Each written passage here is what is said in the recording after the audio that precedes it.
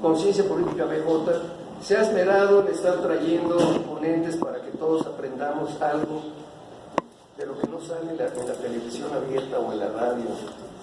Entonces, pues aquí veo muchas caras conocidas que han estado cuando hemos traído al embajador Navarrete o al maestro Batis o cuando hemos traído al general Gallardo. Todos los temas son interesantes, pero hay uno en especial que atañe a todos y todas, que son los derechos humanos. Entonces, nos propusimos traer esta noche al licenciado Carlos, que ha sido magistrado electoral, que es profesor en la Escuela de Derecho de Morena.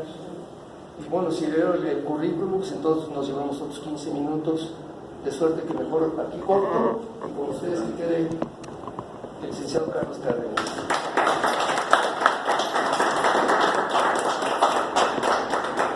Antes que nada agradezco a la Conciencia Política la invitación al maestro Márquez, al maestro Reza, a Fuente, a la compañera.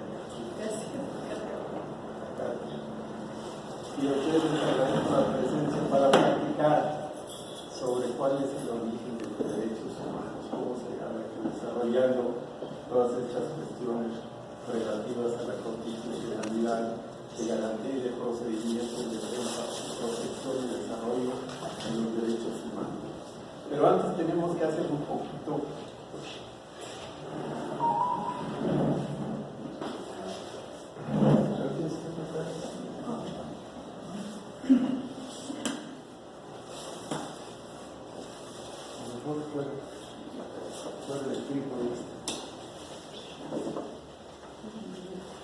vamos a hacer un poquito de historia, cuál es el origen del parlamentarismo, pero ante todo de la Carta Magna. La Carta Magna surge en 1215, hace 804 años, y es la que ha tenido más influencia, y su influencia nos llega hasta acá, en la Constitución mexicana. Y esta Carta Magna surge cuando el rey Juan Sin Tierra, se le llamaba así porque su padre lo desheredó, nunca lo quisieron, y tuvo como antecesor pues, a un personajazo de leyenda, que era Ricardo Corazón de León. Entonces él sentía siempre muy opacado, y máximo cuando lo dejaron sin herencia. Sin embargo, por circunstancias llega a ser rey. Sin embargo, se sostiene que era un hombre muy testarudo, y tenía unas peleas allá con Francia, que obviamente pegaban mucho en la cuestión impositiva, y los varones y la mini burguesía que existía en ese entonces pues se lanzaron en contra de él, exigiendo que él no podía solito decir qué impuestos se debían de pagar, qué impuestos. Entonces los varones ganan esa guerra, pero también piden igualdad y ser juzgados por sus iguales. De ahí vienen los consejos populares, los jurados populares, que todavía los estamos viendo, al menos en Estados Unidos. Lo último que vimos fue la cuestión del Chapo, que lo juzgó un jurado popular. Un jurado popular no dice cómo va a estar, cuánto va a estar, simplemente dice el jurado popular. Personas así como nosotros, dice inocente o culpable, y ya el juez se encarga de todo lo demás, de la gravedad, ¿verdad? La gravedad del delito, marcarlo con una sentencia conveniente, fundamentada y motivada, etc. Entonces, pidieron que siempre que se fuera a fincar un impuesto, se tenía que hablar con los varones. Los varones, así les llaman, pero eran los señores feudales, que se opusieron a los altos impuestos que ocasionaba esta guerra. Total que se tuvo que aceptar la Carta Magna. Tan es así que inmediatamente la imprimieron y la hicieron rolar por todos los municipios o condados, conocidos como condados en Inglaterra. Ese es el origen. Y esta Carta Magna permea básicamente la Constitución de Estados Unidos de Norteamérica y a la Constitución francesa. A nosotros nos viene toda esta influencia a través de Francia y a través de Estados Unidos, sobre todo con aquel infausto primer ministro o embajador de Estados Unidos en México, O.L.R. Poinsett, que le solicitaba a Iturbide que le vendiera todo Texas, Nuevo México, Arizona, California. Obviamente, pues fue rechazada la oferta, pero sí se introdujeron de esa forma, porque Iturbide en ese entonces decía: ustedes quieren desunirse los Estados Unidos porque conozco sus deseos de apoderarse de las provincias septentrionales, porque ya desde el Imperio Español había esa situación que habían estado peleando. Es decir, que la ambición territorial de los Estados Unidos pues no es nueva, y ahora menos entendemos ahora los problemas que siempre ha tenido México, y que ahora nos toca también ver esa problemática con una inmoderada y bárbara e infame imposición, lo que llaman, que son los impuestos, ¿no? Que dice que va a aumentar cada vez que quiera prácticamente los impuestos hasta llegar al 25% en todas las mercancías. Obviamente esta situación nos va contra el derecho humano a la supervivencia, a la alimentación, ¿no? Y hay tratados y estamos pendientes del nuevo tratado, pero parece que eso no interesa mucho a este personaje, que seguramente debiera de ser consultado el Congreso de Estados Unidos para ver si está bien de la cabeza, porque hoy, decía en las noticias, llegó a Londres y lo primero que hizo fue insultar al alcalde, e incluso a Meghan, la esposa del posible heredero al trono, que es de ascendencia norteamericana. En fin, pues yo creo que eso ya merecería un tratamiento de salud muy específico, pero bueno, esa es la influencia que tuvo la Carta Magna y que sigue teniendo todavía. Y en esa Carta Magna ya se hacía la prohibición del soborno y la mala conducta de los funcionarios, se les condenaba. Es decir, que vienen desde ahí estas disposiciones, que hubo otras situaciones parecidas, pero no se recogían en una normatividad específica como una constitución. Así, el rey inglés, que solamente obedecía a Dios y en todo caso al Papa, quedó sujeto también al arbitrio, primero de los varones y posteriormente del pueblo en general, de la ciudadanía. En México hubo algunos avances pequeñitos, pero los hubo, con el gobernador de San Luis Potosí, Ponciano Arriaga, cuando creó la Procuraduría para los Pobres. No se trataba de una procuraduría de los abogados de oficio, no, era una procuraduría que tenía que reparar el daño que las autoridades causaran a los ciudadanos. Y posteriormente, con Crescencio Rejón en Yucatán, se creó una constitución, y esta constitución fue de carácter federal, porque se habían impuesto los conservadores con la constitución de 1836. Entonces los yucatecos dijeron: nosotros queremos una constitución de carácter representativa, republicana, federal, etc. Y si no se da esa situación, pues nos separamos. Todos los conservadores tuvieron que, lo decimos, apechugar, y se dio esa constitución, pero ahí ya se hablaba, en conformidad con Manuel Crescencio Rejón, ya se hablaba del amparo, que las autoridades debían de tener los instrumentos jurídicos necesarios para amparar a la gente de los maltratos o de la violación de las leyes por las autoridades. Ese es el primer signo de una protección a los derechos humanos, no conocido ni como garantía ni como derechos humanos, sino una simple protección en contra de los malos funcionarios. Ya Morelos también nos decía alguna situación sobre eso. Los derechos humanos, básicamente, también podemos tomar otro pasaje histórico mucho más lejano, como Fray Bartolomé de las Casas, porque los reyes católicos extendieron leyes, las leyes de Indias, que eran sumamente generosas, y entre esas situaciones venían las encomiendas, pero las encomiendas eran para proteger a los indígenas, enseñarles el español, cristianizarlos, etc. Pero eso fue un instrumento de brutal explotación, que sale en defensa de los pueblos originarios. Fue precisamente Fray Bartolomé de las Casas, como él es un símbolo, pues, de la protección de los derechos humanos, porque en España, y sobre todo los encomenderos, consideraban que los antepasados nuestros no tenían alma. Como no tienen alma, pues no pueden ser personas, porque las personas son las que tienen alma. Los que no tienen alma, pues no son personas, por lo tanto no tienen derechos.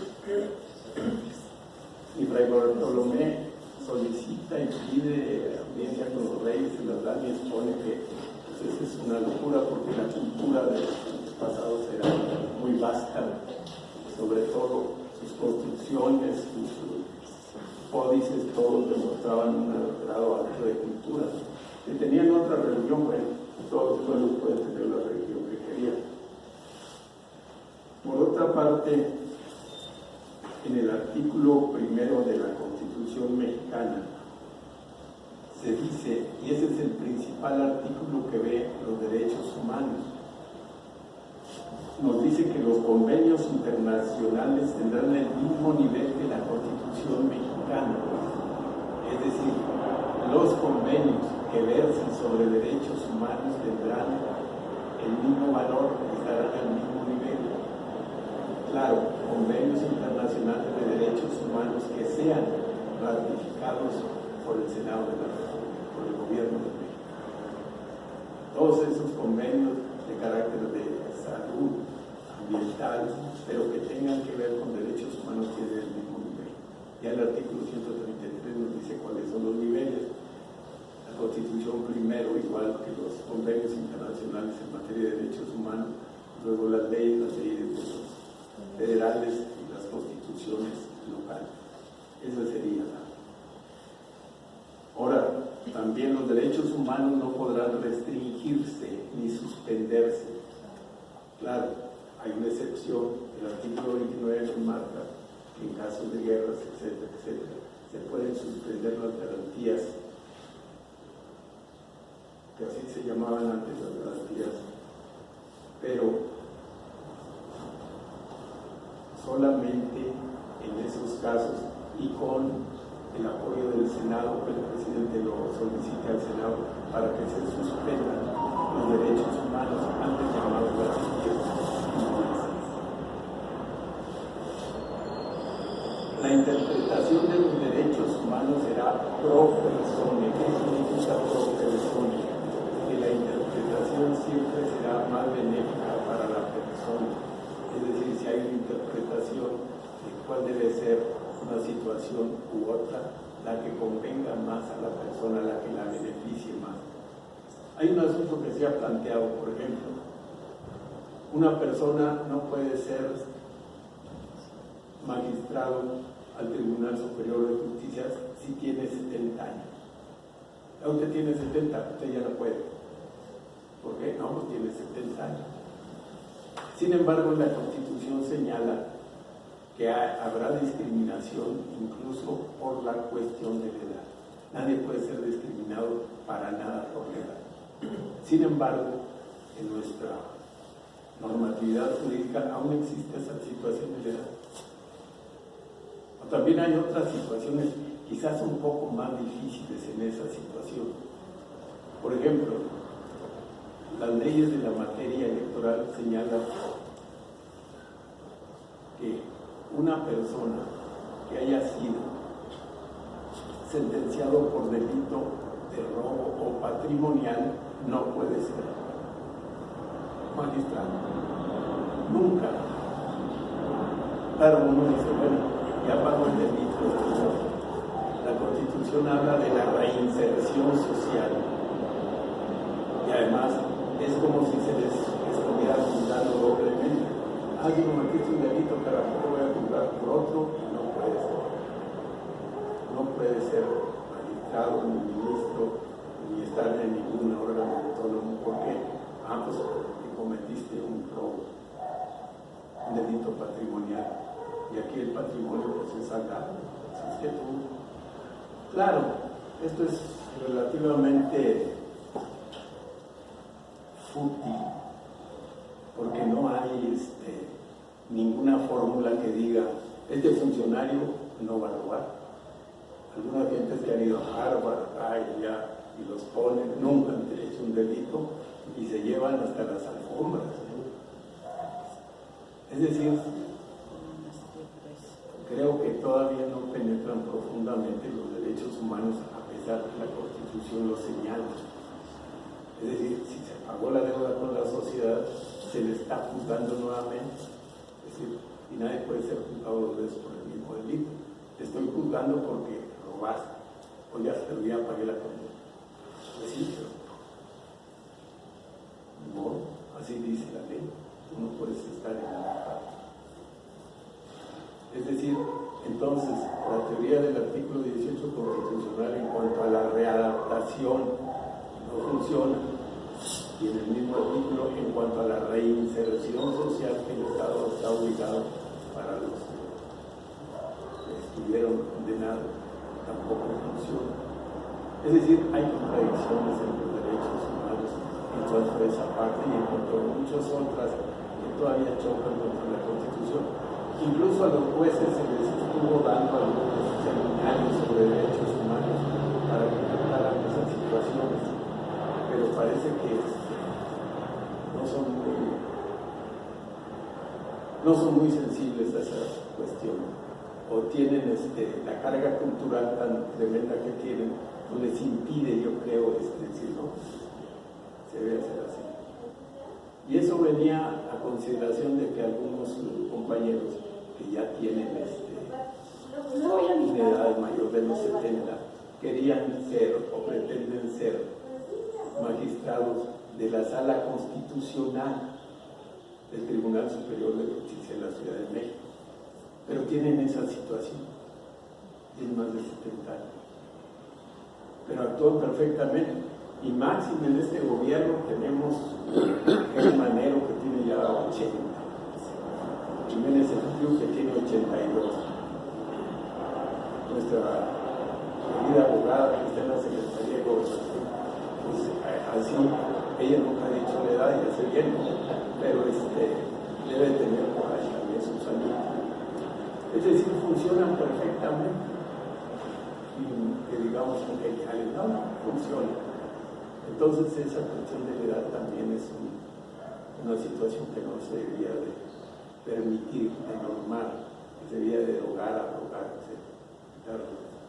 Por ejemplo, en Estados Unidos es un delito, fíjense, hay que agarrar las cosas buenas que tiene, el que pongan anuncios no mayor de 35 años. Te denuncian y no, porque dices, ¿cómo es un delito? No puede. Ni por color, ni por nacionalidad, etc. Claro, hay situaciones ahí donde los derechos humanos hay que reconocerlos, no son completamente llanos y lisos, hay limitaciones. Y hay limitaciones naturales en los derechos humanos. La Constitución se divide clásicamente en la parte dogmática, que son todos los derechos humanos, básicamente, y en la parte orgánica. ¿Qué es la orgánica? ¿Qué es lo orgánico? Es como está organizado el gobierno. El gobierno básicamente está organizado en tres poderes, en órganos autónomos, etc. Esa es la organización. ¿Y qué es el dogma? El dogma es lo que no se discute, los derechos humanos no se deben discutir, se deben de aplicar. Eso es todo. Por eso se llama dogma. El dogma es lo que no se discute. Es casi como se dice en la iglesia, es un artículo de fe. Por lo tanto, si hay fe, pues no discutes esas cuestiones.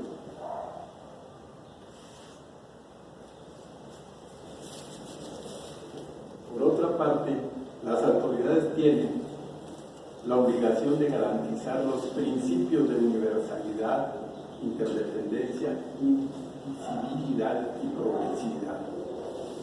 La universalidad es que en todo el mundo se deben de aplicar, según la Declaración de la ONU, los derechos humanos. Si viene un extranjero, si viene un migrante, etc., tenemos que proteger sus derechos humanos sin afectar las leyes del país. Claro, en un contexto de nacionalismos muy fuertes, pues sí provocas muchos problemas, y ese es el problema que tenemos ahora nosotros los mexicanos, porque se nos quiere obligar a que no pasen más extranjeros por nuestro país, pero acatando algunos convenios que tenemos en las Naciones Unidas, no es posible atacarlo. ¿Por qué? Porque están pidiendo protección contra la pobreza y la violencia también en su país. Es decir, que si acatan los derechos humanos, tiene su costo en estas condiciones que están viviendo. Y la progresividad, ¿qué significa la progresividad?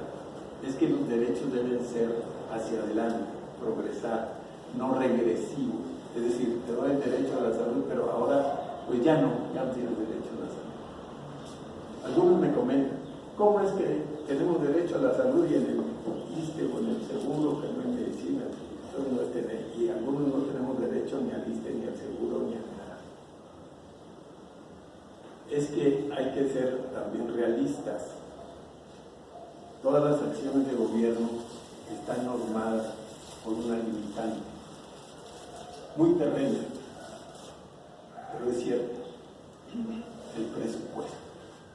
Ojalá se tuviera dinero para cubrir todas las necesidades humanas absolutamente, desde educación, salud, alimentación, trabajo, etc. Pero es cuestión también de economía y de presupuesto. Sin embargo, en este gobierno hay que reconocer que se están dando los pasos para un estado de bienestar, para un estado que abone a una mejor condición social. Y una mejor condición social es básica para tener paz, para tener seguridad personal y colectiva. Por ejemplo, en los países nórdicos, básicamente en Bélgica, Holanda, Países Bajos, Noruega, Dinamarca, ahí las mujeres, cuando salen de dar a luz, tienen un año. Todos tienen asegurada, perfectamente garantizada la salud desde el momento que nacen hasta el momento que mueren. Y todos tienen también asegurada la educación hasta el nivel más alto, hasta doctorado, en forma gratuita. Claro, ahí los impuestos sí son altos. Es el 50% de lo que obtengas es para eso. Pero la gente no se queja. ¿Por qué? Bueno, porque tiene todo que requiere la condición humana para progresar. Y alguna vez decían que México, porque pretendía ese estado de bienestar, era populista. Todos los nórdicos también son populistas. Y hay una cuestión muy curiosa. La mayoría de estos países son monarquías. En Holanda, por ejemplo, hay una reina que es argentina, pero es una monarquía muy discreta, prudente. Los pueblos pues tienen el gobierno que consideran. Parece que con las monarquías les ha ido muy bien. No ha habido muchos problemas, desde hace muchos años no tienen violencia, no tienen problemas de hambruna, cuestiones de esas que son casi propias de América Latina y de África. Quizás porque no tenemos la cultura suficiente todavía para llegar a esos estándares de aplicación de los derechos humanos. El problema en México de la cuestión presupuestaria en general es que hay una gran problemática donde unos acumulan mucho dinero y otros casi no tienen nada. Son una unas cuantas familias las que acumulan. Ahora un estado de bienestar debe procurar como así lo exige la Constitución al Ejecutivo. No es una cosa que salga de sentimiento, ¿no? La Constitución dice que el Ejecutivo está obligado a un mejor reparto de la riqueza nacional. Pero parece que aquí es al contrario. Es una desproporción absoluta en el reparto de la riqueza. Y lo que hace este actual gobierno es pretender, en la medida de las posibilidades y quizás con cuestiones de orden asistencial, llegar a esos, si no inmediatamente, sí en un proceso. Esto es un proceso. No hay varitas mágicas para estas cuestiones. Se necesita ir procediendo poco a poco, porque hay fuerzas que se oponen. A veces pueden ser lisa y llanamente vistas, pero a veces subterráneamente también. Entonces, estamos en un momento histórico muy interesante por muchas cuestiones. Pero lo más interesante es que se va a avanzar. En alguna conferencia, alguna compañera decía, bueno, pero ¿por qué ya no actúa? No, pues está actuando, están los precios ya de garantía para el campo, están las becas para el aprendizaje de los jóvenes, se han repartido como 2 o 3 millones ya de esas becas. Está también el apoyo a los adultos mayores que se federaliza y se incrementa un poquito también. Es decir, se está hacia ese estado de bienestar. Y es lo mejor que puede pasar en un país, que se respeten los derechos humanos a un justo reparto de la riqueza.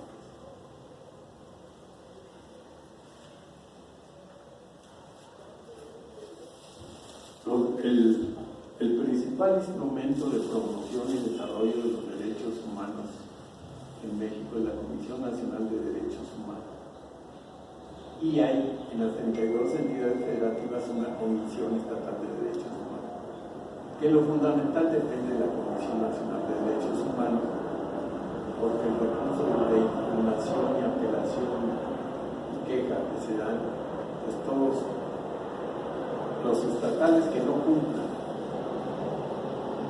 con la normatividad de derechos humanos, el quejoso, ahora si hay redundancia, puede solicitar o dar una queja ante la Comisión Nacional de Derechos Humanos. Y la Comisión Nacional de Derechos Humanos tiene las acciones de inconstitucionalidad, que la última fue que se opuso a la ley de remuneraciones donde les bajaban el salario. Claro, ellos también estaban implicados en eso. Muchos pensamos, pues no lo podría hacer porque es juez y parte, ¿no? O como los ministros que aceptan esas acciones de constitucionalidad, no deberían de aceptarlas porque ellos están también. Pero claro, dicen, entonces ¿quién va a juzgar? Pues un tribunal internacional, pero tú no puedes juzgar, estás precisamente en esa problemática. A ti se te están rebajando de 600,000 y ganados mensuales a 100,000, que no es mal ser 100,000, ¿no? pero acostumbrados a los 6, pero en ningún lado ganarían eso, ni los 100,000 aquí.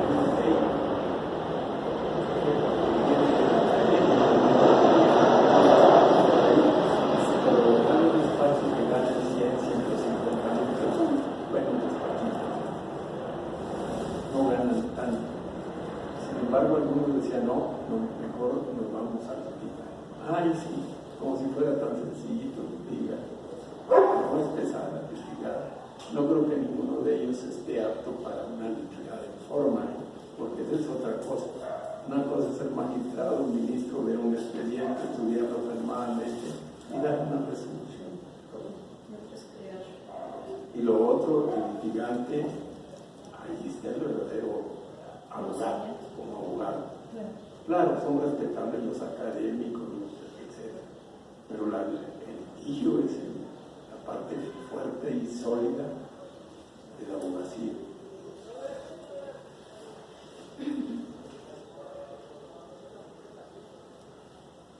Ahora bien, continuamos con la cuestión de la parte dogmática de la Constitución, nos señala que los primeros 29 artículos se enmarcan básicamente los derechos humanos en México.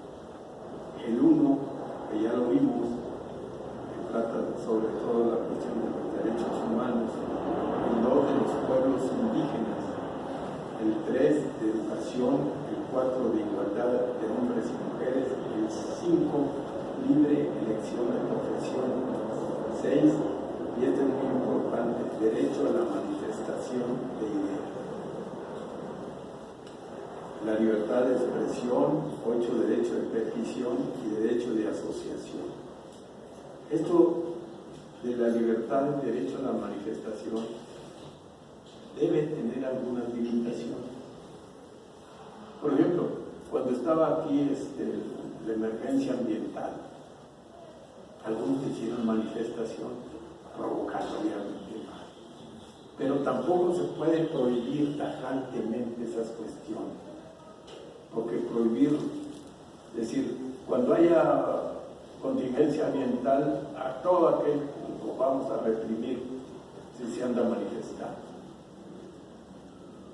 Y ahí chocan algunos derechos, el derecho de tránsito, el derecho de manifestación, el derecho de expresión. Entonces, yo pienso que esa situación es más bien de orden cultural. La gente debemos también entender que hay limitaciones de orden cultural, de orden humano, y que no podemos ir a manifestarnos cuando hay una emergencia brutal ambiental que provoca más problemas. Entonces también en esas situaciones, hoy también hubo un cierre con los taxistas, que seguramente son legítimas sus aspiraciones, es decir, que quiten a los Uber o que les cobren lo mismo que ellos les cobran. Parece que ese es el fondo del asunto. Bueno, los Uber no pagan ni tapetón, ni pagan ni revisión, ni pagan inspección, ni pagan esto, no pagan nada, y nosotros sí. Entonces es una competencia desleal. Entonces por eso hacen esa situación, y es legítima su situación, pero también es legítima la salud de la gente y el derecho de tránsito. Es ahí donde la autoridad tiene que tener sensibilidad y actuar con la rapidez que se pueda.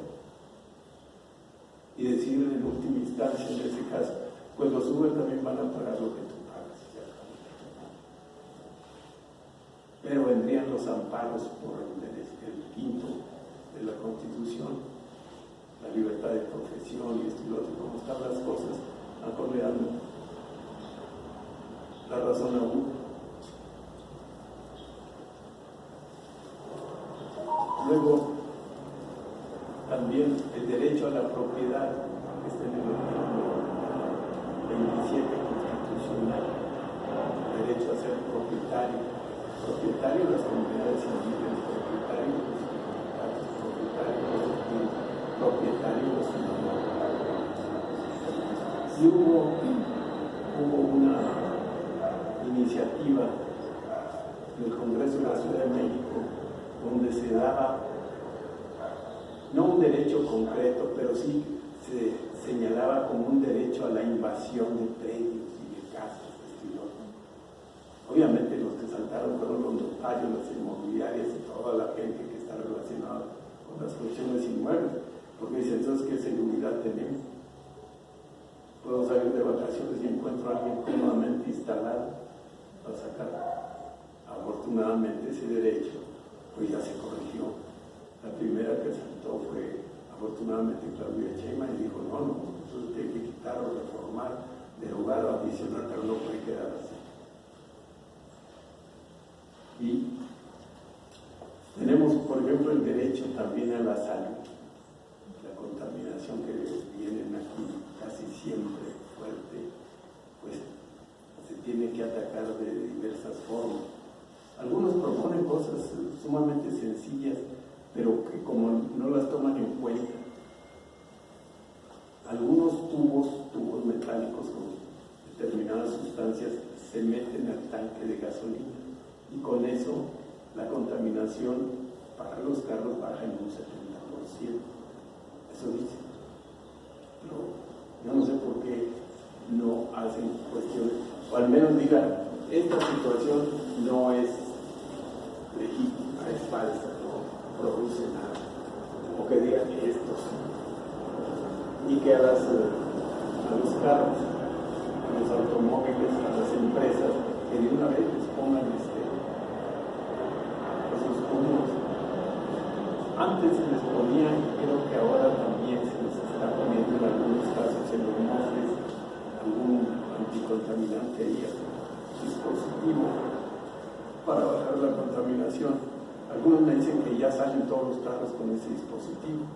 Pues si salen los carros así, creo que no es muy efectivo, o somos ya demasiados en un valle que se hace cada vez más pequeño, que es grande, pero se hace más pequeño. Creo que son 5 o 6 millones de automóviles que se manejan. Ahora bien se propone ahora el teleférico y cosas de esas. Pero lo cierto es que hay una ley de movilidad. Yo alguna vez en una plática en el Congreso de la Ciudad de México les decía, lo que hay que crear es la ley de inmovilidad. Así, porque nos traen para arriba y para abajo.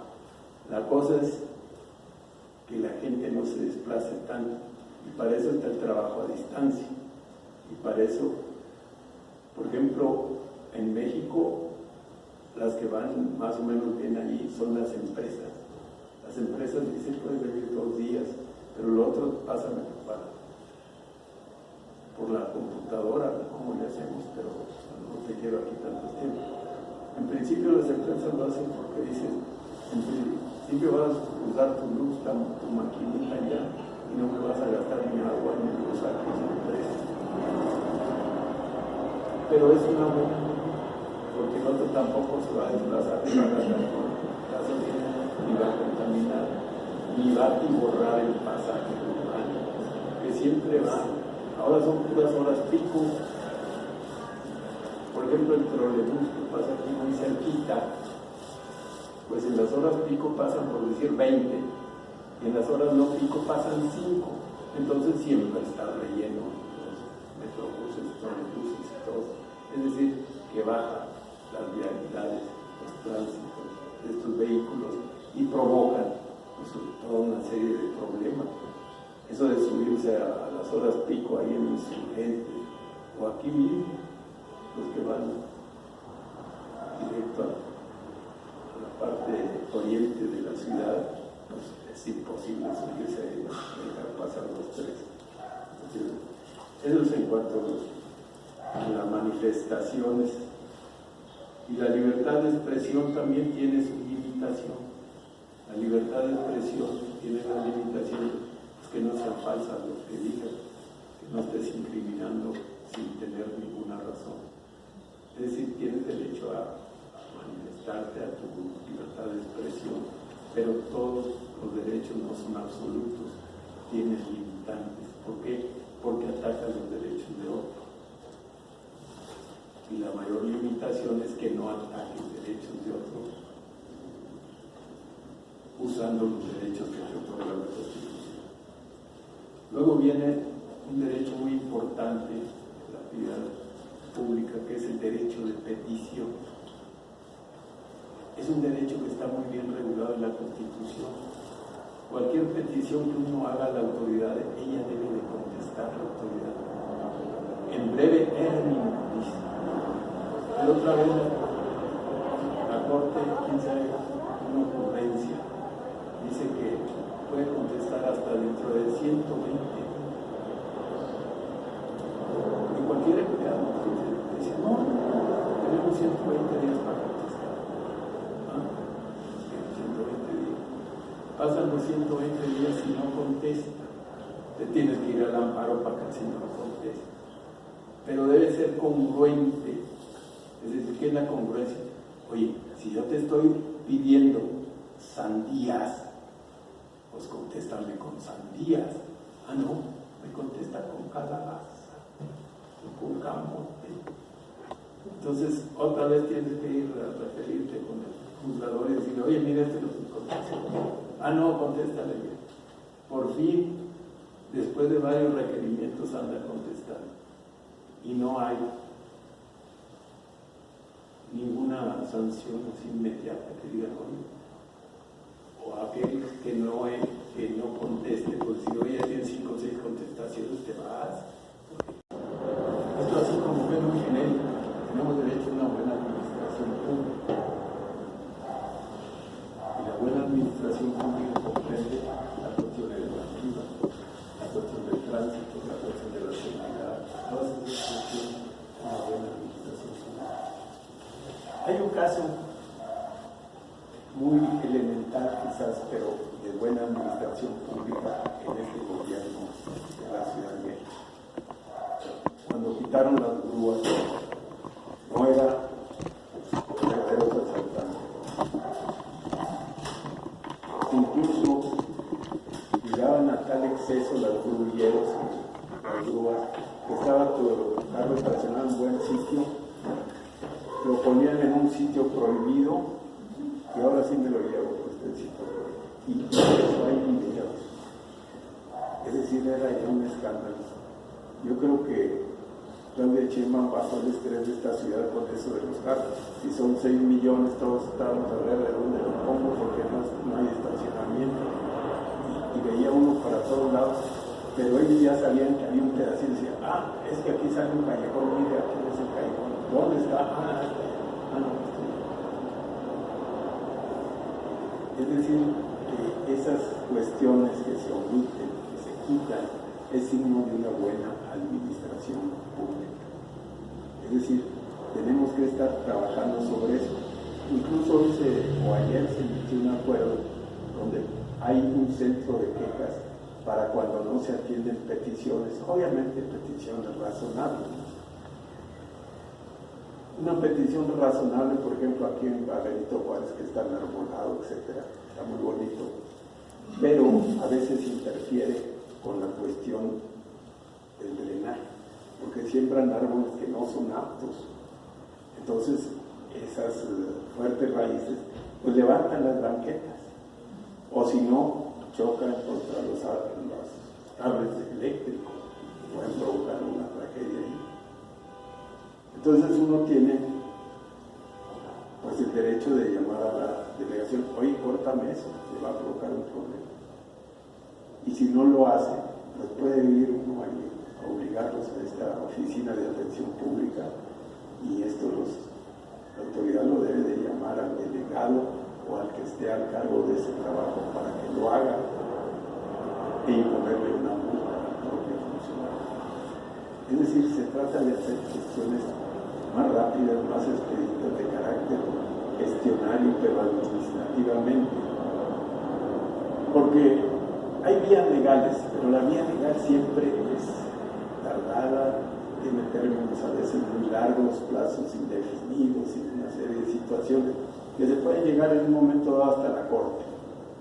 Y a los 5 o 6 años te voy a decir, pues no tiene usted razón, pero qué buen pleito hizo. Qué bueno. Entonces, esa es una cuestión que tenemos derecho a una buena administración pública, pero a veces no estamos enterados de esas situaciones y esas hay que hacerlas valer cuando podamos. Ahora bien, ¿qué es la eficacia y qué es la eficiencia en una buena administración pública? La eficacia es lograr hacer las cosas y la eficiencia es hacerlas bien. Estas dos combinaciones son básicas, porque a lo mejor hago las cosas pero todas mal hechas. Voy y en vez de podar los árboles los corto. No, pues era podar, no cortar. Pero él dice, no, lo hice muy rápido y bien, y mire, aquí con la sierra que acabé con todo el pues sí, pero no, se te pidió nada más que las podaras porque es necesario, porque el árbol le sirve también las podas, etc., los cables, etc., toda esa situación. O ya es un árbol que decididamente, pues sí se necesita cortar, ya sería otro caso. Pero esa es la eficacia y la eficiencia, hacer bien las cosas y la otra, hacerlas. Esa es la eficacia y la eficiencia. En una administración pública debe ser fundamental. Ahora bien, seguramente en estos gobiernos las gentes tienen un alto nivel de austeridad, de honestidad, etc. Sin embargo, sin ser peyorativo, sí se debe de capacitar y darle a entender a la burocracia que lo que está haciendo es un servicio público y que debe de tener las condiciones éticas y morales para ello. Porque el problema de la vaga burocracia se formó de la siguiente manera. Cuando el PRI llegó, pues para entrar a trabajar a una instancia pública te daban tu contrato, bueno, firmabas, pero luego te decían, y aquí está la solicitud para que entres al PRI. Obviamente, si no firmabas la solicitud, no había chamba. Ya firmabas y luego todavía te felicitabas, mira qué suertudote, tienes chamba y además ya estás en el PRI. Por eso don Fidel Velázquez decía en sus momentos, yo voy a dar 20 millones de votos para el candidato a la presidencia. Sí, porque tenían a todos agarrados. Todos los empleados públicos pertenecían al PRI. Todos. Claro, fue avanzando esto con las cuestiones electorales, con las luchas electorales, las luchas sociales, las luchas de toda clase, y ya el corporativismo ya se dio. Eso era corporativismo. El sindicato, por decir del Escopo, de Hacienda, el secretario general tenía que responder tantas cosas. Es decir, no había la menor respeto pues, para el votante ni para el ciudadano ser el corporativismo. Que todo ese pasado del PRI tuvo algunos aciertos también, hay que ser. Había el Banco Rural, había todas las organizaciones cooperativas, el Banco Obrero, la Conasupo, etc., que eran y asemejaban un estado de bienestar. Pero todo eso se daba en un ambiente muy corroído, y sobre todo sumamente sangriento. Todas las luchas de los obreros siempre fueron acompañadas de muerte, las estudiantiles también, los campesinos también fueron masacrados. Es decir, había un estado de bienestar, pero a un altísimo costo de los derechos humanos. Ahora se trata de tener un estado de bienestar, pero sin esas terribles daños. Y el derecho de manifestación está siempre presente y debe ser libre. Y siempre se ha respetado eso. Hace poco sucedió con los soldados que actuaron perfectamente porque era una clara provocación. Obviamente eran 15, 20 soldados, pero 15, 20 soldados por ahí con 500, 600 gentes. Y como los fifis atacaron, entonces que los queremos. No los queremos para matarse del orden. En un caso de eso, pues debían quizás de proporcionarles algunos instrumentos como gases o alguna cuestión que también se protejan un poco. Pero para mí fue una demostración muy favorable de los soldados en esa ocasión. Porque no es fácil, ¿no? Que estén ahí a uno atropellando y armado. Se tuvo que tener más valor para no proceder que proceder hubiera sido correcto. Y se cae toda la situación. No que no iban. Es decir, si actúas, malo. Y si no actúas, también. Pero actuaron en la mejor forma posible dentro de esa situación. Ahora bien, la libertad de reunión y asociación, ahí hay diferencia. Una libertad de reunión, vamos a decir, es reunimos. Y la asociación ya se trata de un procedimiento permanente, mientras que la reunión es temporal.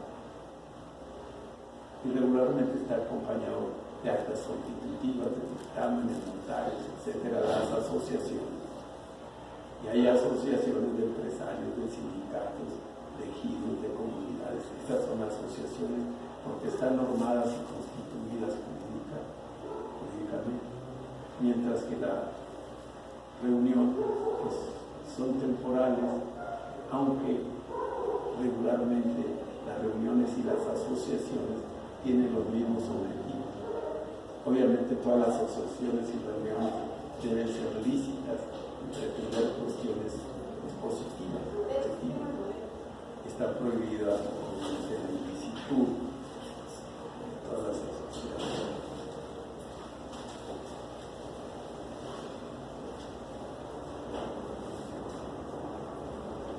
Otra situación muy importante es el derecho a la información.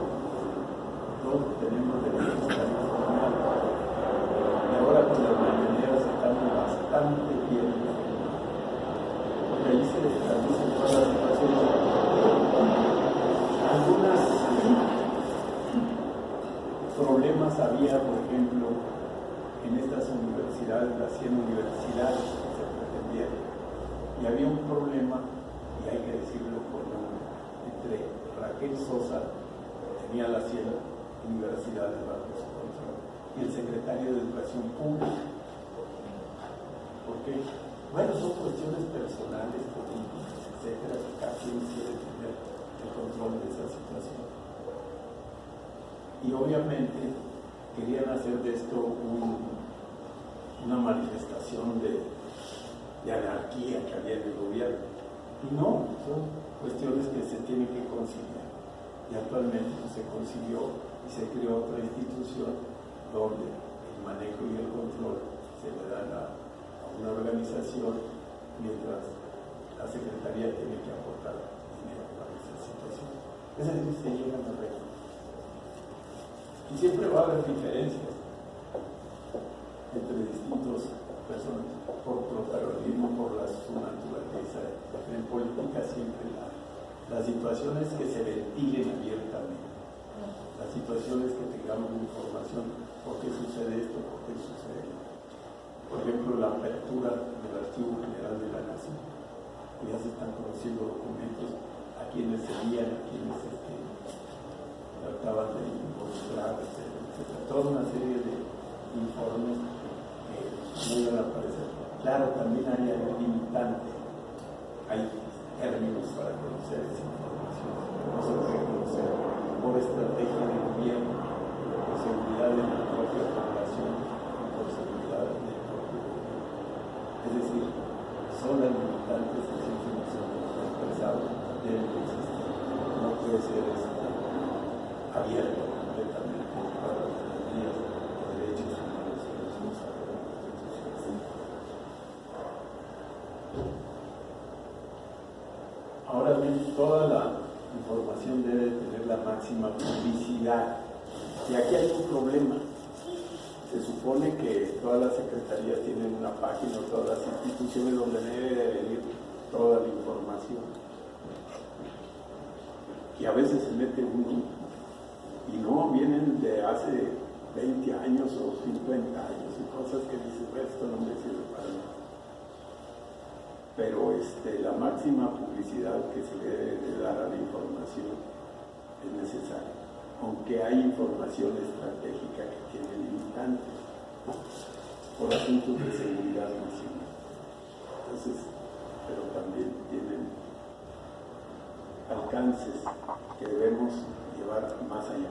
Algunos pretendían, cuando se legisló sobre la normatividad de información, que toda la información, que no hubiera información estratégica ni por términos, no, pero eso es una idea muy generosa, no es aplicable para la comunidad.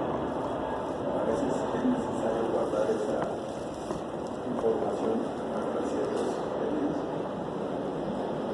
Ahora, la única información que no puede ser reservada en un aspecto es la relativa.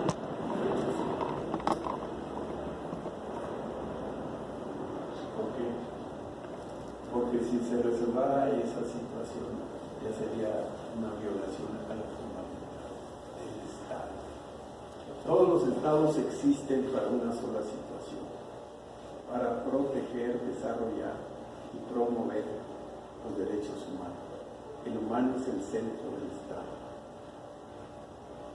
¿Cómo se creó esta situación? Viéndonos un poquito de filosofía política, Rousseau decía que el hombre en la naturaleza es bueno e íntegro, pero para protegerse de las fieras, de las nieves, de las nevadas, de los sismos, tenía que agruparse para defenderse. Y a eso se le llamó el contrato social. Sin embargo, otro pensador, Thomas Hobbes, inglés, decía, no, el hombre es el lobo del hombre, y llega a un pacto social donde dice, no me agredas y yo te agredo y vamos a hacer un pacto social. En estas dos posiciones es como dicen que surge el Estado. Por eso también se lucha contra el Estado desde un principio, y Hobbes lo llama el Leviatán. El Leviatán es una bestia poderosa, soberbia y engañadora, que hace toda clase de estropicios, pero a la que hay que dominar, y dominar por la práctica de los derechos humanos. Bueno, pues esta es la práctica que queríamos dar, y si hay algún comentario, vamos adelante.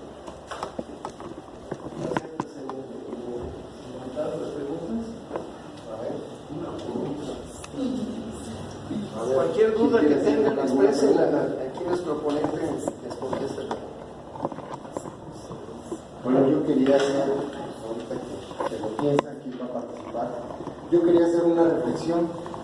De hecho, la Constitución de la Ciudad de México, hablando de estos temas de protección de los derechos humanos, quedó por ahí en la mesa de Procuración de Justicia, en la que trabajé, una instancia, o sea, una oficina de gobierno, no sé si ya la habrá legislado el Congreso de la Ciudad de México, pero es como un recurso, un medio, que no pasó el camión de la basura, que lleva 3 días que no pasa el camión de la basura, que la lámpara está fundida, ya la reporté a la delegación, lleva un mes que está fundida y están asaltando, que está un sillón ahí abandonado, lleva 15 días.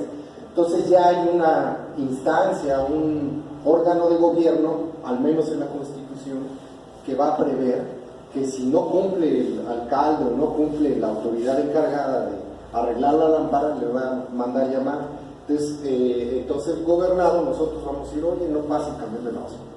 A ver, le va a pedir cuentas y en su momento lo va a sancionar. Al menos eso quedó en la Constitución. No sé si ya lo hayan legislado, si ya está en la práctica, qué órgano de gobierno lo vaya a hacer.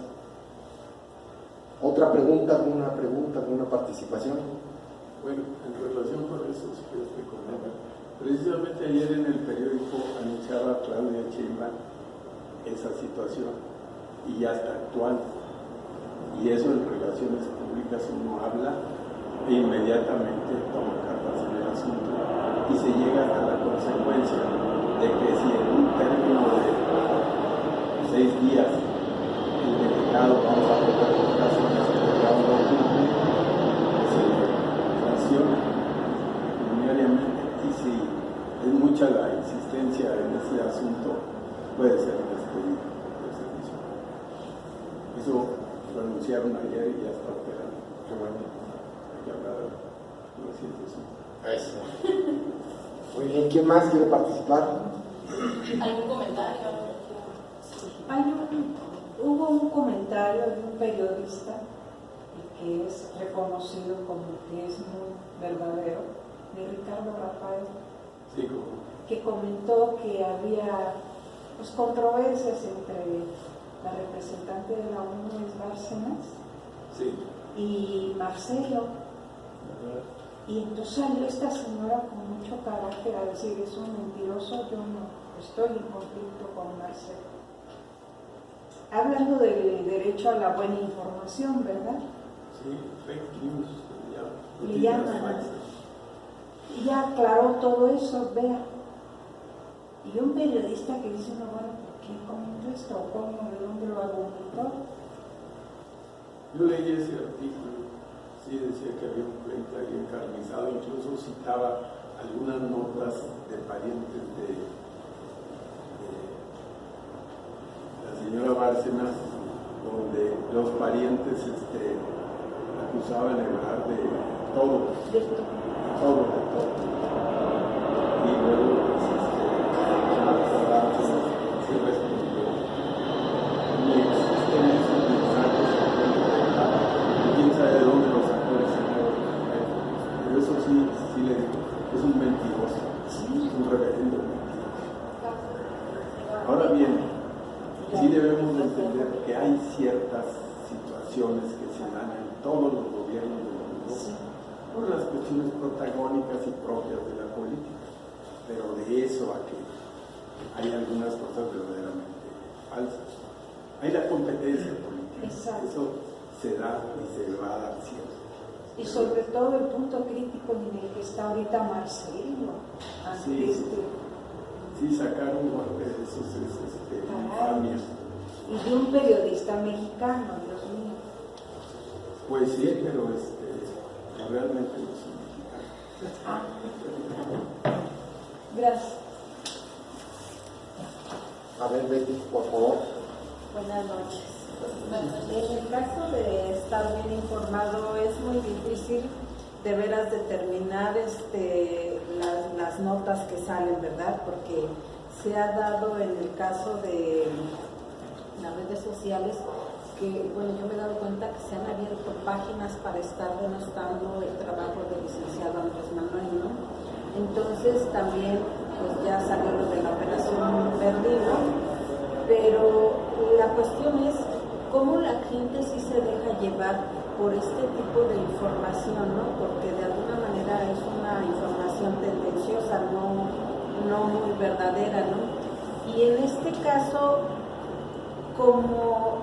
¿qué se puede hacer o si se está haciendo algo al respecto, ¿no? Porque por un lado ya se descubrió la operación Berlín y se vio todo lo que se armó para golpear el trabajo y la imagen del licenciado Andrés Manuel, pero también hay muchas páginas y lo peor de todo es que gente de las que votaron salen, no, es que sí es cierto, y salen hablando que lo del seguro social y que la falta de medicamentos y que los de la CONACYT, y luego ya no sabes ni cómo explicarlos, pero como que debería de haber también ¿qué se hace al respecto? Si se está pues armando todo un equipo para contrarrestar este efecto.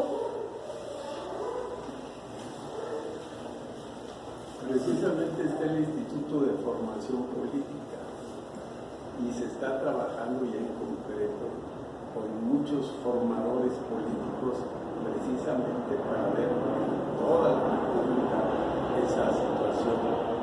Es cierto, no bastan las mañaneras para estar diciendo eso, sino que como partido tenemos que trabajar esa situación y se está haciendo. Precisamente pues estas reuniones son para abonar en ese sentido, pero estas reuniones se deben de multiplicar, se están multiplicando ya en toda la República a través del Partido Morena y a través básicamente del Instituto de Formación Política. Es decir, somos conscientes de que es una batalla muy fuerte, no es poca cosa. Es decir, gente, como tú lo aclaras, que se votó por Morena, de repente se van con la corriente. Ay, que faltan medicamentos en el ISSSTE, siempre han faltado. Sí. Y se juzga el pasado por el presente. Y no hay varitas mágicas que digan, desde ahora ya supimos todo. ¿Por qué? Porque se tuvo que limpiar toda esa situación y crear una nueva administración que no compre, por ejemplo, a 10 pesos una pastillita, o que venda a 10 pesos una pastillita y se la vendan al Seguro Social en 120 pesos.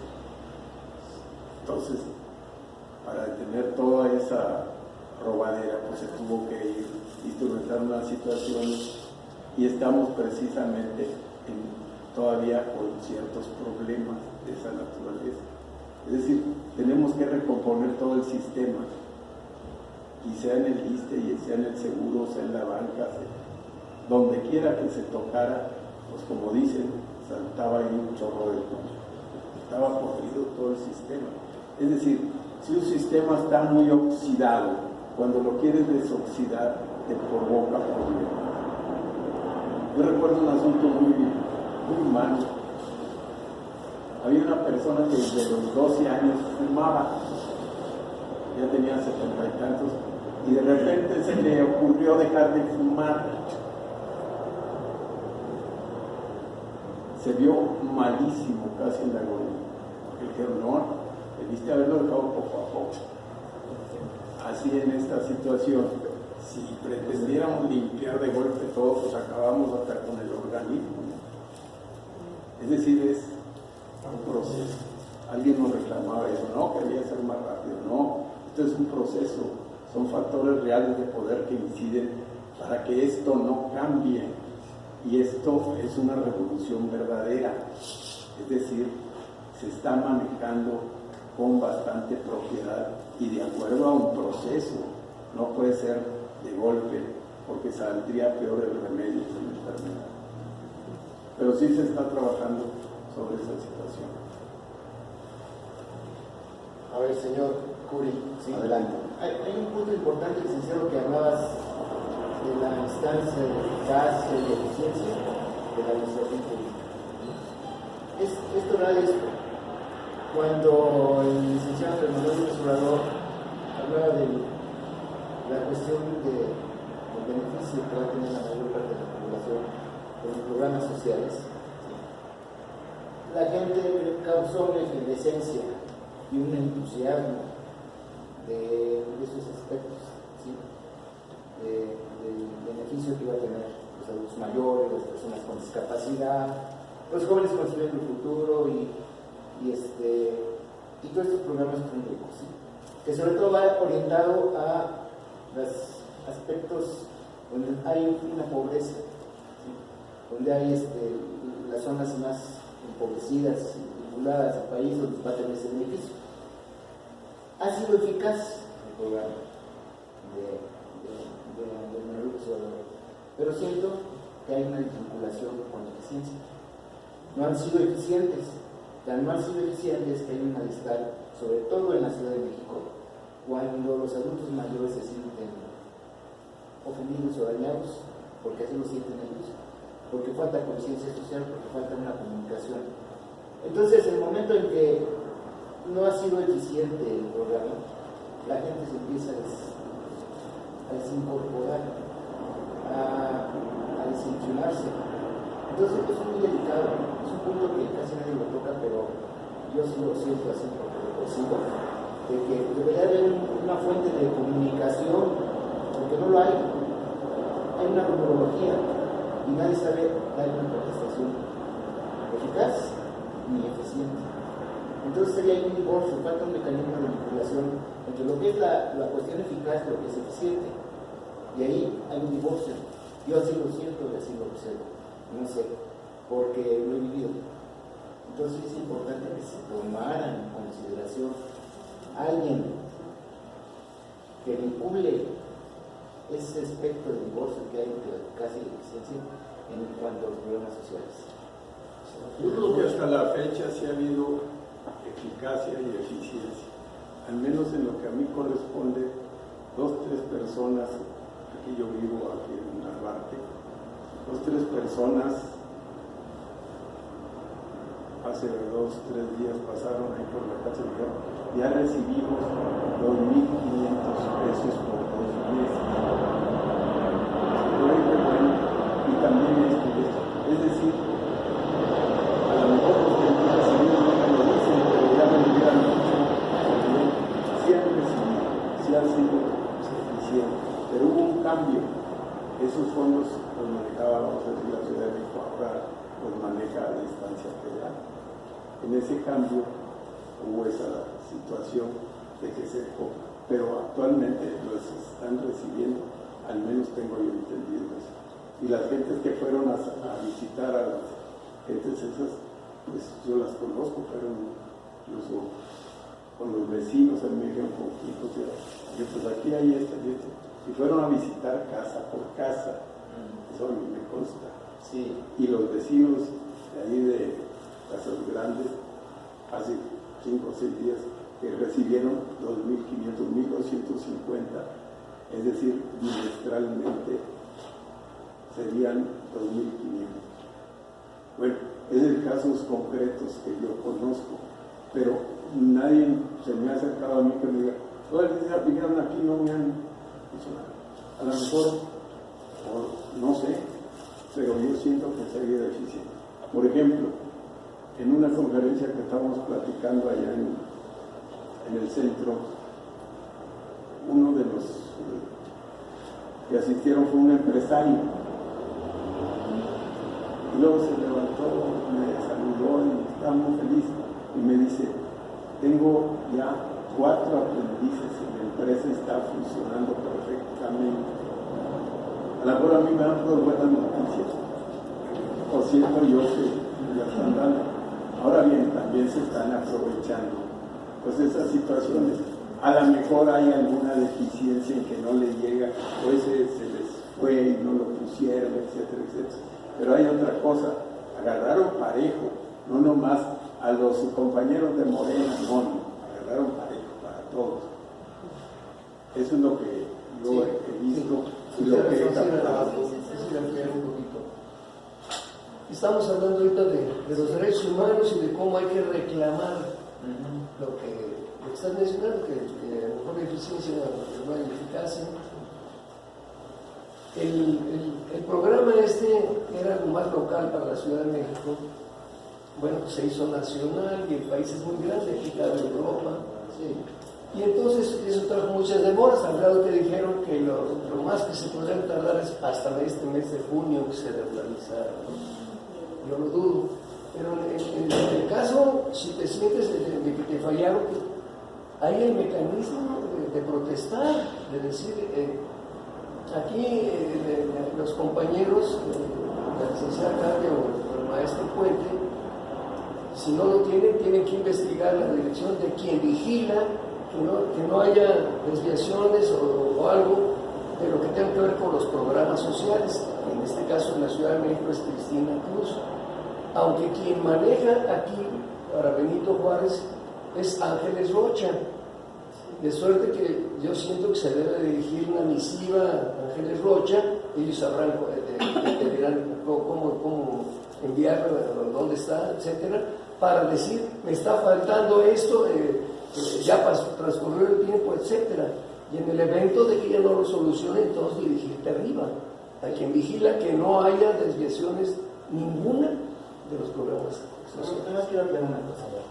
Esto yo no hablo de Benito Juárez, hablo de toda la Ciudad de México, en todas las alcaldías.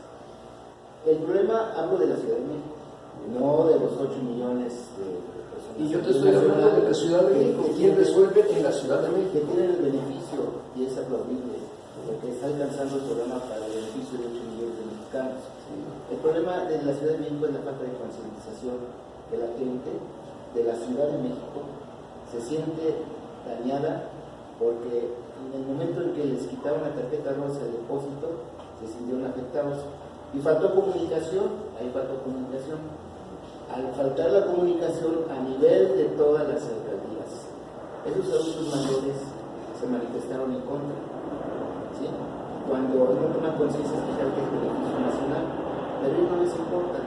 Ellos dicen, yo tenía Ciudad de México 1.200 mensuales, tenía Cedesol 1.150 mensuales.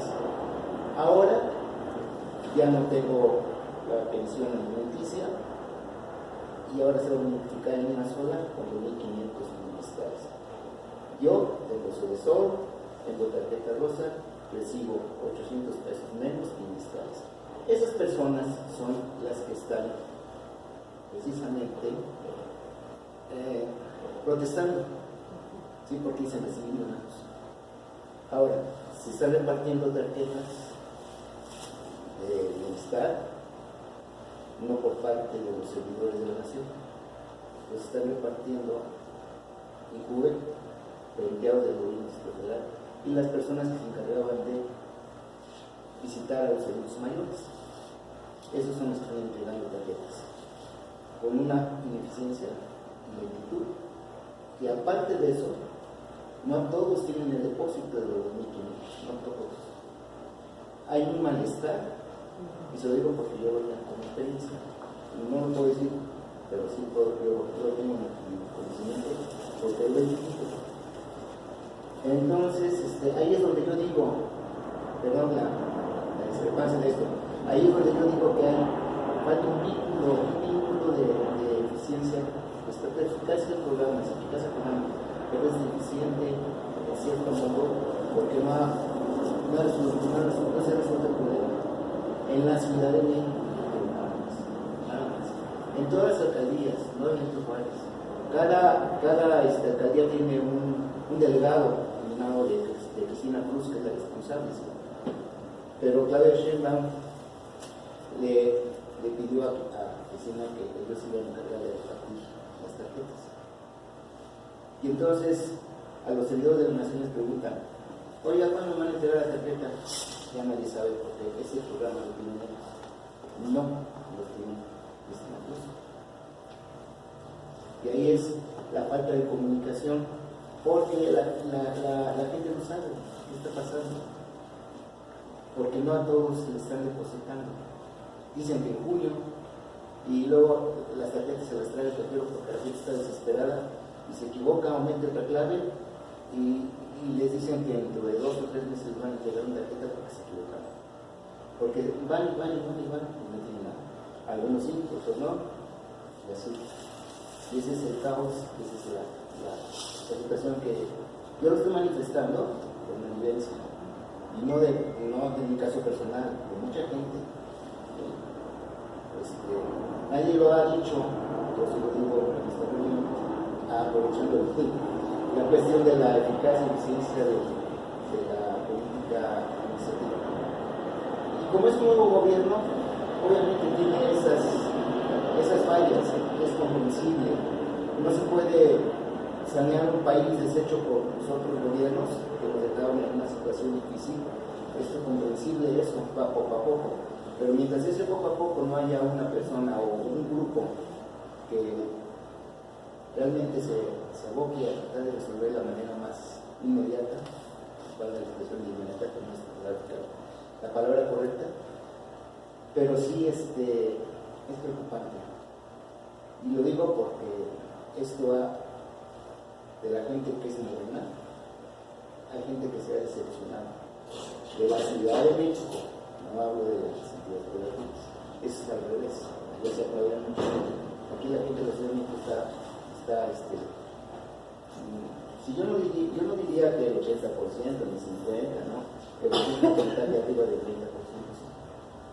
Mi consejo sigue siendo el mismo, el responsable sigue siendo Ángeles Rocha. No, Ángeles Rocha es de Benito Juárez. Hablo yo de todas las alcaldías. Ya se hizo monólogo, entonces termina Antonio para que siga Betty, por favor. No, yo no hablo de la después de Benito Juárez. O sea, ¿quieres hablar en nombre del país? De la Ciudad de México. A ver, va Betty, después Miguel Ángel, después la señora. Sí. Bueno, creo que esto me parece importante sacarlo. Yo dije que en redes sociales se deja influenciar la gente por todas las notas que salen, pero en ese caso nos toca a nosotros como Morena, como gente que hemos trabajado, tratar de aclarar todos esos puntos, ¿no? Porque pues para eso ahora sí que para eso tenemos de alguna manera un poquito más de conocimiento, porque hemos vivido toda esta batalla que se ha dado, ¿no? Entonces pues yo no pienso que el objetivo sea como decir todo el mundo está decepcionado, no. En mi caso sí me han hecho esas observaciones, y yo les digo, yo siempre entro cuando se es personalmente, yo les digo, ¿saben qué? Han surgido muchos problemas porque hay mucha gente fantasma y no es un trabajo fácil. Nosotros, los de Morena, tenemos que aclarar todos esos aspectos, ¿no? Tenemos, y más la gente que pues ahora sí que tiene más contacto con ellos. Yo no visité a la gente casa por casa porque la verdad yo anduve de representante y después dije voy a descansar, ¿no? Pero pienso que nosotros tenemos las herramientas para disipar todo ese mal pues que la gente esté inconforme, que no sepa, ¿no? Algunas personas me decían, es que con la de Cedesol y todo eso, le digo, es que nos dijeron que nos iban a dar al doble. Le digo, es que no escuchamos bien, le digo. Desde un principio Andrés Manuel López Obrador dijo que se iba a dar al doble en provincia, que ellos les daban mucho menos que a los de la ciudad, pero jamás se dijo que a los de la ciudad se les iba a dar el doble, sino que se iba a federalizar toda esa ayuda que se daba en la ciudad, ¿no? Entonces tú tienes que estar, si tienes por ejemplo es que tiene mucha gente que le ha manifestado descontento, pues él tiene que aclarar todos esos inconformidades para evitar todo mala comprensión de lo que está surgiendo, ¿no? Y nos toca a nosotros como morenos realizar ese trabajo. Por eso yo decía, en redes sociales estás batallando con la gente, porque no nada más son unos, son muchos, ¿no? De que hay páginas que se la pasan, sacan reportajes por aquí, por allá, hablando reportajes hasta falsos, y tú tienes que estarles aclarando, tienes que estar diciendo, que la falta de medicamentos, eso ya estaba, desde antes estaba mucho peor. Yo les digo, yo como del Seguro Social, yo ahorita no he sentido esa falta de medicamentos que dice, ¿no? Al contrario, yo nunca me he quejado del seguro, y si alguien satanizó al seguro fue el mismo gobierno que quería privatizar la salud. Entonces, de alguna manera, nosotros tenemos que salir al límite, nosotros tenemos que salir a la defensa, ¿no? Para aclarar todas esas cosas. Yo nada más digo. Sí, buenas noches. Bueno, mira, yo de alguna forma creo que los dos compañeros analizaron en lo que originalmente se metió cierta duda, ¿no? Yo creo que la cuarta transformación no se va a dar si no todos los ciudadanos conscientes contribuimos. O sea, Andrés Manuel y su gabinete, por más que trabajen, ¿sí? Si la ciudadanía no se informa y hacemos comunidad informativa, va a ser muy difícil salir adelante. ¿Eso qué quiere decir de una comunidad informativa? Pues yo creo que debemos involucrarnos en saber quién puede resolver, qué teléfono puede dar información, y aquellas personas que se acercan con nosotros con alguna inconformidad, orientarlos, no hay otra. Y este tipo de pláticas, o sea, los círculos de estudio, sobre todo aquí en BJ, bueno, yo creo que todos los círculos de estudio que se hablan en cualquier lugar, llevan obviamente como finalidad crecer la conciencia crítica. Pero esa conciencia crítica no es para que yo llegue, me enriquezca y me quede con ese conocimiento. Yo creo que aquí les pedimos a todos los asistentes que si estas pláticas son de su interés y consideran que se les está dando algún medio de información, pues que nos hagan el favor de traer a sus vecinos, de traer a sus familiares, para que en lugar de que venga una persona, vengan más, ¿sí? Y entonces esas personas que ustedes nos hagan favor de invitar a estas reuniones van a salir enriquecidas, y ojalá que sigan haciendo esa misma dinámica, ¿sí? Esa bolita de nieve empieza a crecer, ¿sí? Conforme se vaya divulgando lo que se va conociendo. Entonces, bueno, aquí creo yo que casi todos somos de Morena, entonces en ese sentido, pues todos estamos obligados casi a que si queremos que la cuarta transformación se dé, tenemos que involucrarnos en tener mayor conocimiento de lo que está pasando, tener los elementos necesarios y a la mano para poder informarle a la gente, ¿sí? O sea, si hoy no me han dado mi tarjeta o me pidieron la tarjeta y no la debía haber dado, pues hay que orientar a la gente, ¿no? ¿Sí? Y si nos llega fake news, pues hay que tratar de tener la información para poder en ese momento aclararle a los demás que eso es una noticia falsa. Gracias. Muy bien. Pero no va la señora y ahorita tú. Adelante, por favor. Yo pregunto, en provincia, en los estados, hay muchos problemas, específicamente de Sarno, donde yo radico, que es el estado de Querétaro. Allí hay anomalías como los relatos de señor, exactamente lo mismo. Y toda la gente que votó y que estuvo con Morena desde un principio, hoy se les habla y lo primero que dicen, no quiero saber nada porque nos han mentido. Y entonces, ¿a quién se puede uno dirigir? Puesto que los lugares que ponen nunca están en el mismo lugar, andan de un sitio a otro. Ese es mi idea. Francisco, por favor. Básicamente es que alguien informe, porque el teléfono que dan nunca contesta, y que esa persona que informe sea veraz, que también reciba la información. Esto se va a hacer porque en un inicio dijeron que se iba a dar el doble, o sea, algunas personas entendieron que sí era el doble, pero en provincia. Pero aquí la gente estaba esperanzada de que la tarjeta rosa era una y la tarjeta federal era otra. Entonces que se iba a respetar la tarjeta rosa y se iba a dar lo que es la tarjeta federal. Ahora resulta que no, que desaparece la tarjeta rosa y sustituye la federal a la tarjeta rosa. Entonces también les dicen, ¿qué pasó? Antes recibía que se hizo 65.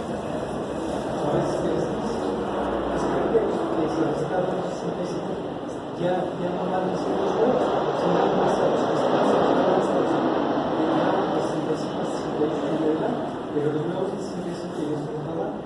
Entonces hay mucha desinformación, entonces ojalá haya alguien que diga esto es y se base uno a eso.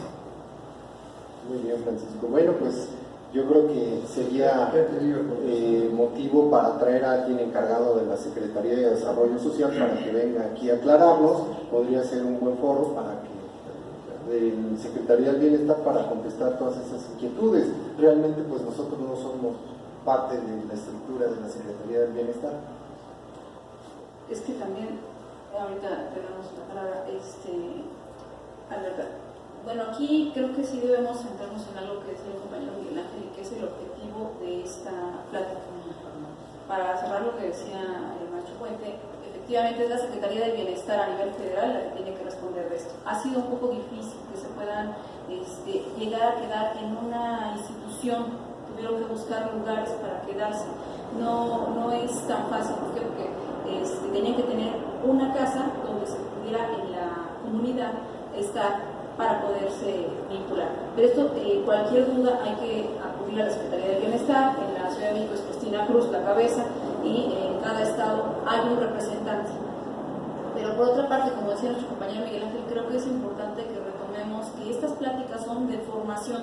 Precisamente, en este caso estábamos hablando de los derechos humanos, como nos dijo muy bien el licenciado Cárdenas, pero es muy importante formar esa conciencia crítica que nos va a dar lugar a que se disemine la cultura, no nada más aquí, como nos están diciendo, sino transmitírsela a nuestra familia y también a nuestros vecinos, etcétera, etcétera, para que podamos nosotros formarnos una conciencia. Lo que nos acaba de dar el licenciado es una muy importante y completa síntesis de lo que son los derechos humanos, y sería importante que ustedes trataran en su casa de continuar esta formación, de buscar si tienen alguna duda sobre eso, que les diéramos alguna bibliografía, para que tengan una mayor profundidad en este conocimiento.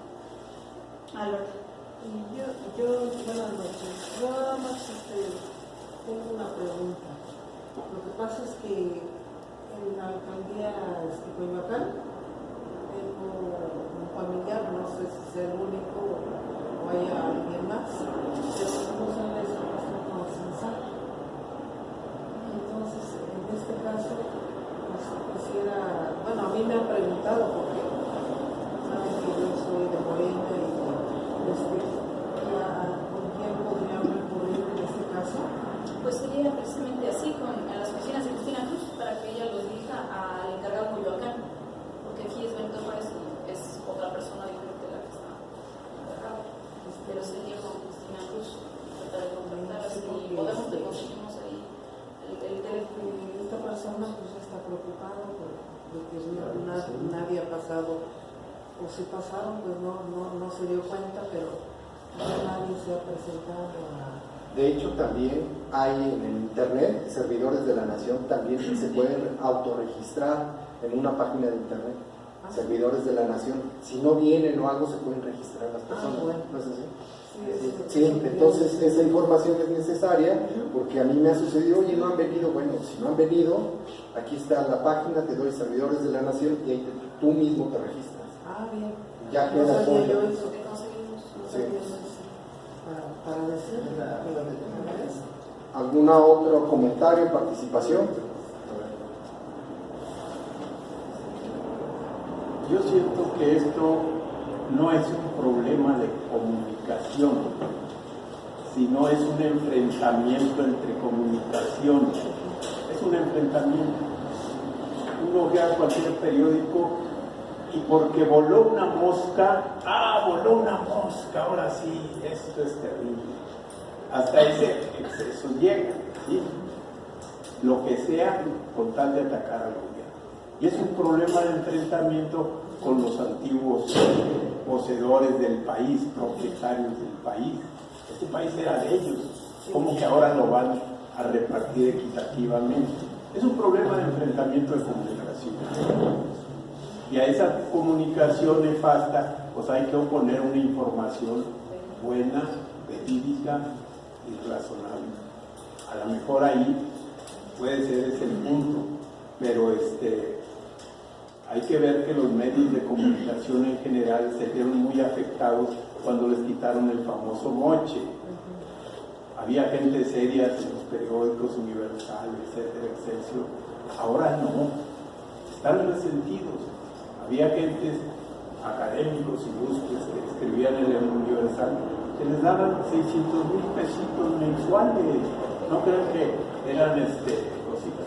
Toda esa prensa está en eso. No dudo que haya alguna deficiencia humana, natural, de mala intención, pero esta la giganta, ¿no? Que, bueno, el resentimiento del antiguo régimen que ahora pues, no se te va a dar, se les bajó al 50% a los informantes de lo que se les daba. Ahora simplemente se les paga a las empresas con un 50% de lo que antes se les entregaba. Y los reporteros y los periodistas, los chayoteros y los que andaban en esas situaciones, pues dicen, no, que te pague tu empresa, yo no te contraté, y además tú tienes libertad de prensa, aprovéchala. Ah, sí, correcto, entonces te voy a pegar porque huele la mosca. En esas están. Entonces, más que problema es un enfrentamiento. Es un enfrentamiento que se da por una nueva metodología del gobierno. Claro, se magnifica todo. Yo no dudo que no haya algún problema en ese sentido, pero se magnifica más. Si a mí me dicen y me presentan, aquí está esta relación de gente que no ha recibido en toda la Ciudad de México, son 5,000. Entonces sí, esto va en serio. Pero para afirmar con toda dureza, con toda serenidad, decir, aquí está esta relación completa. Alguien dirá, bueno, yo no tengo esa información, es el gobierno. Yo lo leí en el periódico. Bueno, lo leíste en el periódico. Entonces, hay que informar también de cómo está la situación de la comunicación en el país. Yo tenía, por ejemplo, al señor Rafael, que me llama, es una gente seria, porque escribía más o menos equilibrado, pero seguramente le quitaron el moche y ahora contra todo va, contra lo que se mueve. Incluso algunos célebres académicos de la UNAM que escribían, Crespo creo, pues era una gente seria, hacía una buena crítica, una argumentada, sólida, que decía, no, pues está bien. Pero parece que también le cayó el golpe al moche y cambió diametralmente. Ahora, es más, justifican hasta el régimen pasado. Dice, no, puras barbaridades. Una vez decía Crespo, no, antes en el ISSSTE siempre había medicinas y las citas eran oportunas. Era mentira, ¿no? Ahora están mejor. Sí. Pero quieren juzgar el presente con el pasado. No, ese es un mal chiste. Pero yo no dudo que hay algunas deficiencias propias de la administración. Tampoco digo es mirar de la noche a la mañana. Creo que hay pero ahí el problema es los comunicólogos. Hay que ver eso y hay que informar a la gente cómo están las correlaciones de fuerzas entre los planes de gobierno, que son muy positivos en general, y los que vieron afectados por esta nueva política en sus ingresos, como dice Carlos. Ahí les dolió. El chayote. ¿Por qué el gobierno hacía eso? El anterior gobierno hacía eso porque tenía mucha cola que le pisaran. Entonces los periodistas pues estaban informados y de repente pues sacaban un artículo. Y de repente ya no volvían a decir nada de eso. Ya había logrado el chayote. Y no era tan solo el chayote, eran posiciones las que pedían. Los periodistas pedían posiciones. Va mi primo a la dirección tal, la chanza. No, sí, ya me sacó la que ya no se hace. Entonces así se manejaba. Ahora no tienen eso. También hay que entender, este fenómeno se da en ese ambiente de enfrentamiento entre los que fueron, ahora sí, desalojados del tesoro. Pero yo no dudo que si hay algunas deficiencias naturales, sin mala fe, ni que me quedo con estas tarjetas o me quedo con ese. No, de eso no. No hay nada de eso. Pero sí puede haber ciertas deficiencias. Y hay que informarse bien, informar a la gente bien cómo están las cuestiones. Y en todo caso ir con la autoridad y exigir que se reparen esas cuestiones. Eso es así. ¿Alguna otra duda? Bueno, pues les pido un aplauso para todos nosotros, Muchas gracias. Bueno, pues están invitados para la próxima, que se les avisará con tiempo para que estemos aquí presentes.